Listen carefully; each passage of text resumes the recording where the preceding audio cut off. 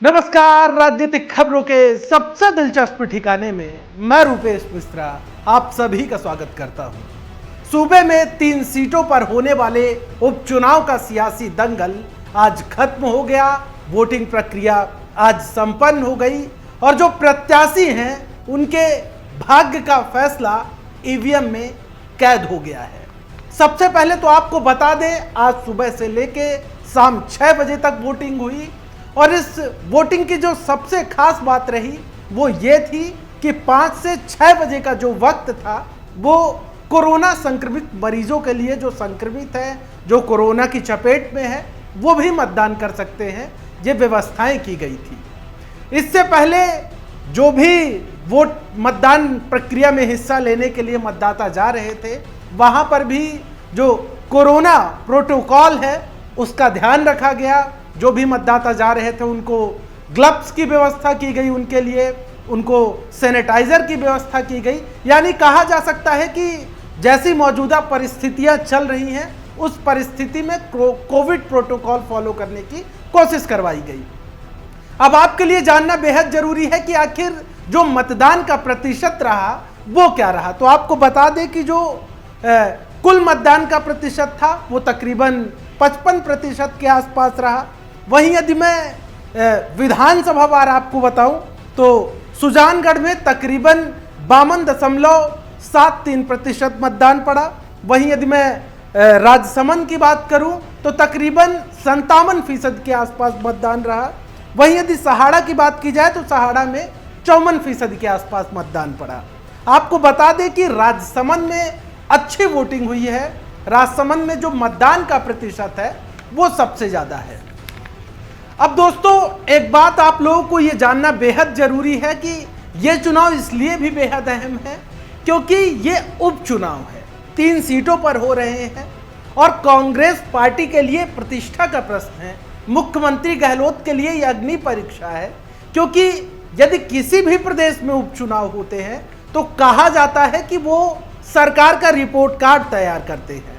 इसके जो परिणाम होंगे वो सीधे सरकार को इफेक्ट करेंगे क्योंकि उपचुनाव में यदि जनता कांग्रेस पार्टी को मैंडेट देती है, समर्थन देती है, तो इसका मतलब ये है कि सरकार के कामकाज से जनता खुश है और यदि नहीं देती है तो इसका मतलब ये है कि सरकार के कामकाज से जनता खुश नहीं है।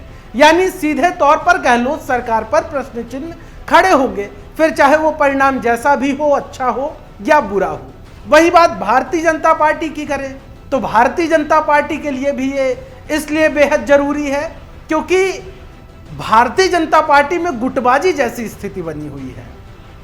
वसुंधरा राजे पूरी कमान अपने हाथ में रखना चाहती हैं, लेकिन केंद्रीय नेतृत्व ने सतीश पूनिया को आगे कर रखा है। लिहाजा आपने देखा कि वसुंधरा राजे ने पूरी तरीके से उपचुनाव से दूरी बनाए रखी। एक भी रैली में उन्होंने हिस्सा नहीं लिया और जो सियासी विश्लेषक हैं वो उनका ये कहना है कि वसुंधरा राजे आला कमान तक एक मैसेज देना चाहती हैं कि सतीश पूनिया के नेतृत्व में चुनाव करवाए गए तो क्या परिणाम रहे वो देख लीजिए। इसी प्रकार से स्थिति कांग्रेस पार्टी में भी है। जो सचिन पायलट है, सूबे के पूर्व उप मुख्यमंत्री, नामांकन के बाद वो पूरे चुनाव से नदारद रहे, कहीं भी उन्होंने कोई कैंपेनिंग नहीं की। मतलब कहा जा सकता है कि दोनों ही दलों के लिए जो स्थिति है वो सबसे ज्यादा कसमकस वाली है और 2 मई के जो परिणाम है वो बेहद महत्वपूर्ण होंगे और जाहिर तौर पर दोनों ही दलों को 2 मई का बेसब्री से इंतजार होगा। खैर, उपचुनाव का दंगल हुआ तो आरोप प्रत्यारोप ना हो, ऐसा संभव ही नहीं हो सकता। लिहाजा बीजेपी प्रदेश अध्यक्ष सतीश पूनिया ने एक प्रेस वार्ता की। इस प्रेस वार्ता में उन्होंने सूबे की गहलोत सरकार पर उपचुनाव में सरकारी मशीनरी का दुरुपयोग करने का आरोप लगाया। इसी के साथ साथ उन्होंने सचिन पायलट ने जो अभी हाल ही में बयान दिया है राजनीतिक नियुक्तियों को लेकर, इस पर भी सतीश पूनिया ने बहुत कुछ कहा। क्या कुछ कहा है सतीश पूनिया ने दोनों मसलों पर, हम आपको दिखाएंगे, सुनाएंगे उनका बयान डबल विंडो में। सबसे पहले सुनिए भाजपा प्रदेश अध्यक्ष सतीश पूनिया के वो बयान।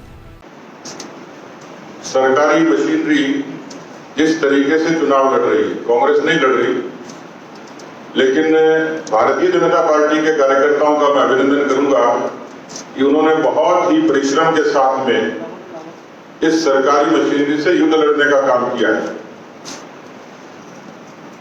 आज भी और कल रात से जो घटनाएं हुई,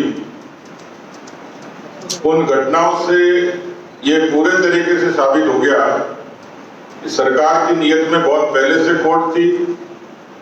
पंचायती राज के चुनाव में जिस तरीके से चोट खाई, उससे आहत होकर जिस तरीके से मशीनरी के दुरुपयोग का, पुलिस के प्रशासन का जो नंगानाच हुआ, आप लोगों ने भी वो विजुअल्स देखे होंगे।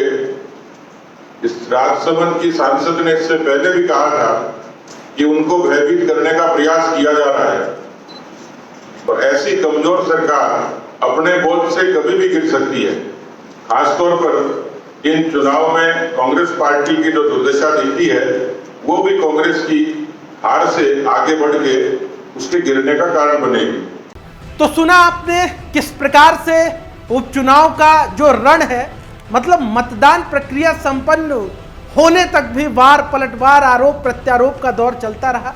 इस बात से अंदाजा लगा सकते हैं कि जो सियासी दिग्गजों की प्रतिष्ठा है वो किस तरीके से दांव पर है। बहरहाल अब दोनों ही दलों को इंतजार है तो 2 मई का, क्योंकि 2 मई की तारीख तय कर देगी कि बादशाह यहाँ का कौन है, जो चुनाव का सियासी रण है उसका बाजीगर कौन है। खैर, जो दावे हैं वो तो दोनों ही दल कर रहे हैं, लेकिन क्या हकीकत है उसका इंतजार और उसका खुलासा 2 मई को हो जाएगा। दोस्तों, राजस्थान की सियासत से जुड़ी हर छोटी और बड़ी खबर हम आपके समक्ष लेकर हाजिर होते रहेंगे। कल फिर हाजिर होंगे सियासत की एक दिलचस्प खबर लेकर। तब तक के लिए नमस्कार।